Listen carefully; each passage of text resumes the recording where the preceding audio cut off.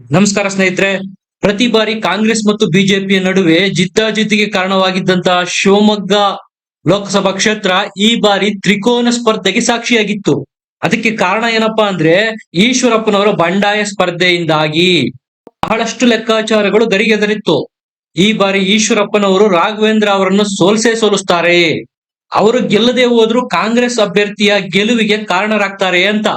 ಆದ್ರೆ ಈಗ ಸ್ವತಃ ಈಶ್ವರಪ್ಪನವರ ಯೂ ಟರ್ನ್ ಹೊಡೆದಿದ್ದಾರೆ. ನನ್ನ ಬೆಂಬಲ ಬಿಜೆಪಿ ಅಭ್ಯರ್ಥಿ ರಾಘವೇಂದ್ರರಿಗೆ, ನನ್ನ ನಿಷ್ಠೆ ಬಿಜೆಪಿಗೆ ಅನ್ನುವ ಮೂಲಕ ಈಶ್ವರಪ್ಪನವರು ಮತ್ತೆ ಬಿಜೆಪಿಗೆ ಬೆಂಬಲ ಸೂಚಿಸಿದ್ದಾರಾ? ಈ ಬಗ್ಗೆ ಈಶ್ವರಪ್ಪನವರು ಏನ್ ಹೇಳ್ತಾರೆ? ಎಲ್ಲದರ ಬಗ್ಗೆ ಮಾಹಿತಿ ಕೊಡ್ತೀನಿ. ದಯಮಾಡಿ ನಮ್ಮ ಚಾನೆಲ್ ನ ಸಬ್ಸ್ಕ್ರೈಬ್ ಮಾಡಿ, ವಿಡಿಯೋನ ಲೈಕ್ ಮಾಡಿ, ಶೇರ್ ಮಾಡಿ. ಸ್ನೇಹಿತರೆ, ಚುನಾವಣೆಗೆ ಒಂದ್ ದಿನ ಬಾಕಿ ಐತೆ ಅನ್ನುವಂಗೆ ಈಶ್ವರಪ್ಪನವರ ಈ ನಿರ್ಧಾರ ಕಾಂಗ್ರೆಸ್ಗೆ ಮರ್ಮಾಘಾತ ಕೊಟ್ಟಿರೋದಂತೂ ನಿಜ. ಸ್ನೇಹಿತರೆ, ಈ ಬಾರಿ ಶಿವಮೊಗ್ಗ ಕ್ಷೇತ್ರದಿಂದ ಮಾಜಿ ಮುಖ್ಯಮಂತ್ರಿ ಕುಮಾರ್ ಬಂಗಾರಪ್ಪ ಅವರ ಪುತ್ರಿ ಗೀತಾ ಶಿವರಾಜ್ ಕುಮಾರ್ ಅವರು ಕಾಂಗ್ರೆಸ್ನಿಂದ ಸ್ಪರ್ಧೆ ಮಾಡಿದ್ರೆ, ಈ ಕಡೆ ಮಾಜಿ ಮುಖ್ಯಮಂತ್ರಿ ಯಡಿಯೂರಪ್ಪನವರ ಪುತ್ರ ಬಿ.ವೈ. ರಾಘವೇಂದ್ರ ಬಿಜೆಪಿ ಪಕ್ಷದಿಂದ ಸ್ಪರ್ಧೆ ಮಾಡಿದ್ರು. ಬಿಜೆಪಿಯಿಂದ ಸಿಡಿದಿದ್ದಂತಹ ಈಶ್ವರಪ್ಪನವರು ಬಂಡಾಯವಾಗಿ ಸ್ವತಂತ್ರ ಅಭ್ಯರ್ಥಿಯಾಗಿ ಸ್ಪರ್ಧೆ ಮಾಡಿದ್ರು.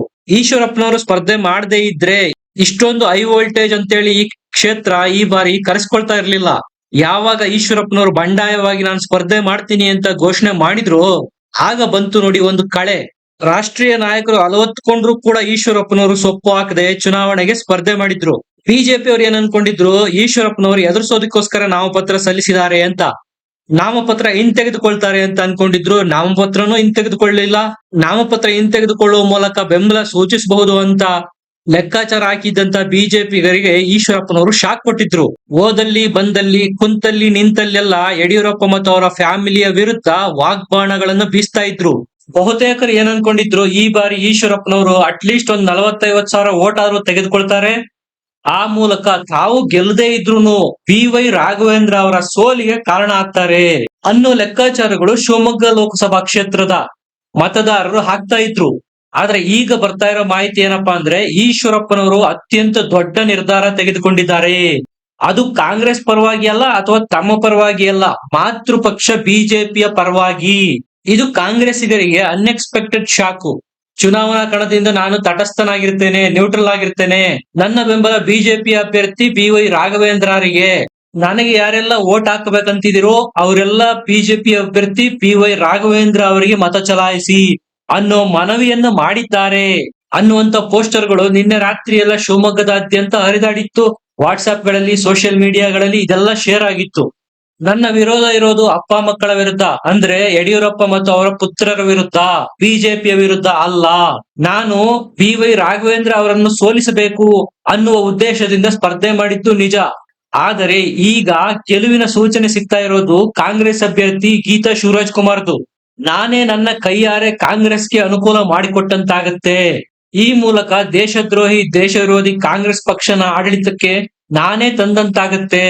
ಮತ್ತೊಮ್ಮೆ ನರೇಂದ್ರ ಮೋದಿ ಅವರು ಪ್ರಧಾನಿ ಆಗಬೇಕು ಅಂದ್ರೆ ಅವರ ಅಭ್ಯರ್ಥಿ ಗೆಲ್ಲಬೇಕು. ಹಾಗಾಗಿ ನೀವು ನನಗೆ ಕೊಡುವ ಮತಗಳನ್ನು ಬಿಜೆಪಿ ಅಭ್ಯರ್ಥಿ ಬಿ.ವೈ. ರಾಘವೇಂದ್ರರಿಗೆ ಕೊಡಿ ಅನ್ನೋ ಮಾತುಗಳನ್ನು ಕೆ.ಎಸ್. ಈಶ್ವರಪ್ಪನವರು ಮೀಟಿಂಗ್ ನಲ್ಲಿ ಆಡಿದ್ದಾರೆ ಅನ್ನುವಂತಹ ಪೇಪರ್ ಕಟ್ಟಿಂಗ್ಸ್ ಗಳು ಸಹ ಎಲ್ಲೆಡೆ ಹರಿದಾಡಿತ್ತು.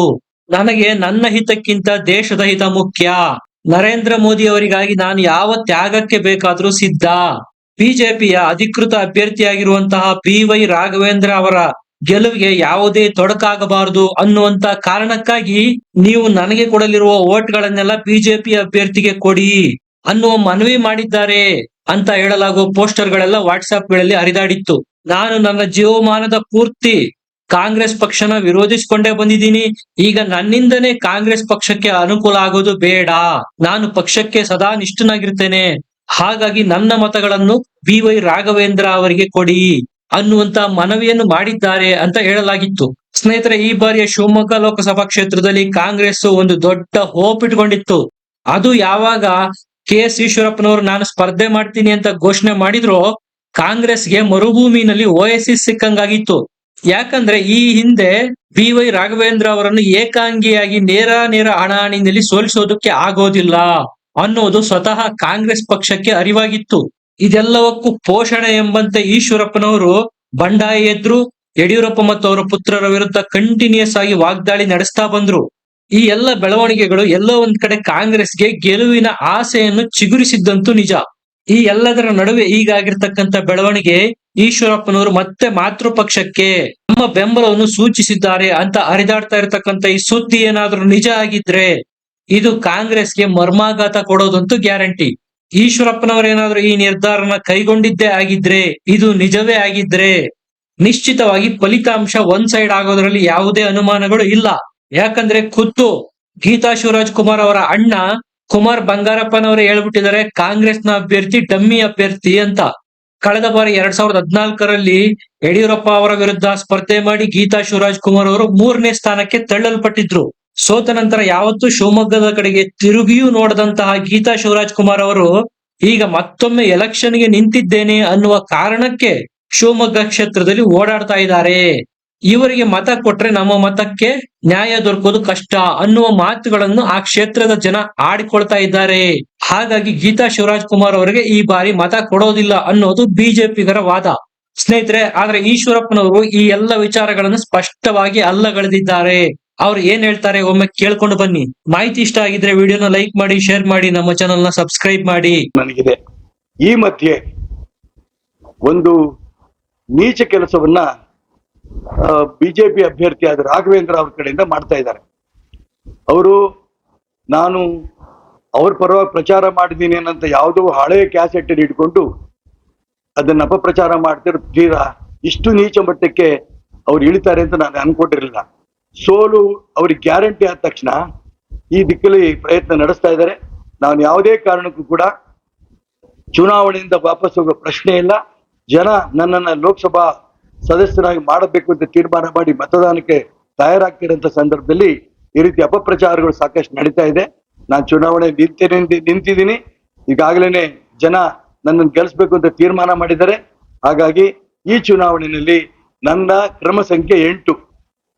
ಚುನಾವಣಾ ಚಿಹ್ನೆ ಕಬ್ಬು ಹಿಡಿದರಂತ ರೈತನ ಓಟ್ ಕೊಟ್ಟು ನನ್ನ ಗೆಲ್ಲಿಸ್ತೀರಿ ಅಂತ ವಿಶ್ವಾಸ ನಡೆದಿದೆ.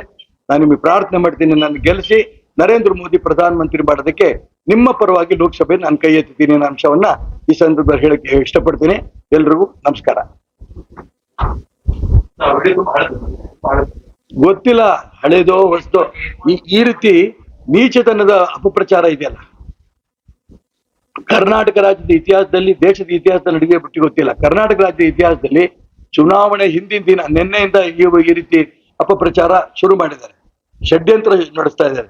ಬಿಜೆಪಿ ಅಭ್ಯರ್ಥಿ ಸೋಲ್ತೀನಿ ಅಂತ ಗೊತ್ತಾದ ತಕ್ಷಣ ಯಾವುದೋ ಹಳೆ ಕ್ಯಾಸೆಟ್ ಇಟ್ಕೊಂಡು ನಾನು ಅವ್ರ ಪರವಾಗಿ ಮಾತಾಡಿದ್ದು ಇಟ್ಕೊಂಡು ಮಾಡ್ತಿದ್ದಾರೆ. ನಾನು ತುಂಬಾ ಸ್ಪಷ್ಟವಾಗಿ ಹೇಳ್ತೀನಿ, ಇಷ್ಟು ನೀಚತನದ ರಾಜಕೀಯ ಷಡ್ಯಂತ್ರವನ್ನ ಮಾಡಿದ್ದನ್ನ ಜನ ಗಮನಿಸಿದ್ದಾರೆ. ಜನ ಅವರಿಗೆ ಸೋಲಿನ ಪಾಠ ಕಲಿಸ್ತಾರೆ. ಆ ನೀಚತನದ ಅಪಪ್ರಚಾರಕ್ಕೆ ಉತ್ತರ ಕೊಡ್ತಾರೆ, ನನ್ನ ಚುನಾವಣೆ ಗೆಲ್ಲಿಸ್ತಾರೆ. ಈ ವಿಚಾರವನ್ನ ಮತದಾರರಿಗೆ ನಾನು ಹೇಳಕ್ಕೆ ಇಷ್ಟಪಡ್ತೇನೆ.